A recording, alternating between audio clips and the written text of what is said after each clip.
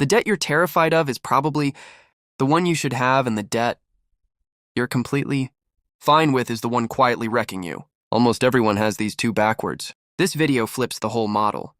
Here's the math nobody actually shows you, and it's so boring it's almost offensive. Debt is not the enemy. The rate is. Specifically, the relationship between what the debt costs you and what the asset it bought earns you. Flip that equation in your favor, and debt stops being a liability. It becomes a machine working while you sleep. Here's the mechanism, stripped clean. You borrow money at a fixed cost. You use it to buy something that grows.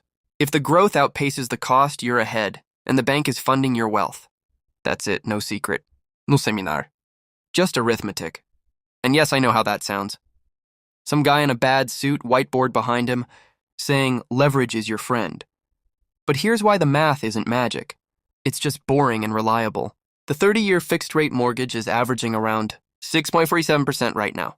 The S&P 500's average 30-year return through the end of 2025 came in at 10.4%. Run those two numbers against each other. You're borrowing at roughly 6.5%. A broad index fund has historically returned over 10. The spread between those two numbers, that gap, is the engine. That gap is doing work for you every single year you hold the position. The one rule you actually need: if the asset grows faster than the debt costs, the debt is paying you. Full stop. You don't need a finance degree to apply it. You need to know the rate on what you owe and the historical return on what you own. Now here's the reframe that should genuinely bother you. The debt most people are terrified of, a mortgage, a business loan, is used correctly the least dangerous thing on your balance sheet. It's attached to something that grows. The rate is fixed. The math is in your favor over time. But there's a category of debt that doesn't show up on any credit report, never gets a line on your balance sheet, and is quietly costing people more than their highest interest card ever could. Right now, which side do you think you're on? The mortgage and invest camp, or the all debt is dangerous camp? Drop your answer in the comments below, because that answer is about to get complicated. The most expensive debt you're carrying right now isn't on any statement you've ever received. Think about what debt actually is. You consume something today and pay a compounding cost for it later. That's the mechanism we established.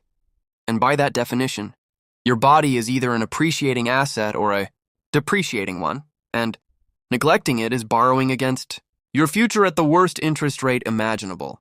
A decade of sedentary living, low energy, chronic inflammation, poor sleep, doesn't just feel bad.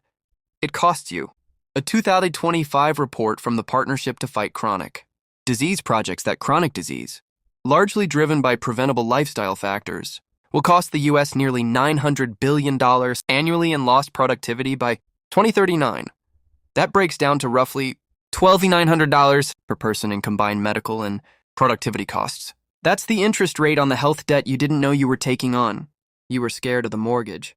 You stress-tested the investment loan, but you didn't run the same numbers on what a decade of not moving, not sleeping, not recovering costs you in reduced output, higher premiums, and fewer high-earning years. That's a liability with no asset on the other side. That's the definition of bad debt, the kind we established at the top. Flip it.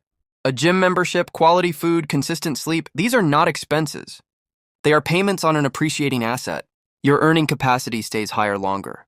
Your medical costs compound downward instead of up. You get more productive years in the window that actually matters financially. Financial discipline and physical discipline are the same equation. Pay a manageable cost now or absorb a catastrophic one later. The mortgage builds equity. The fitness habit builds capacity. Both are investments in assets that appreciate. The debt you were afraid of builds. The debt you ignored in your body, in your energy, in your health, is the one that quietly bankrupts you. The debt you fear most may actually be helping you build wealth. The debt you ignore may be quietly costing you the most. If you got value from this video, share it with your network of people who need to hear this message. Hit the like button if you learned something today that you didn't know before. And if you're interested in more videos about building wealth, making smarter financial decisions, and creating long-term financial freedom, smash that subscribe button and join us here at Build Wealth with Angelo. Until next time, peace.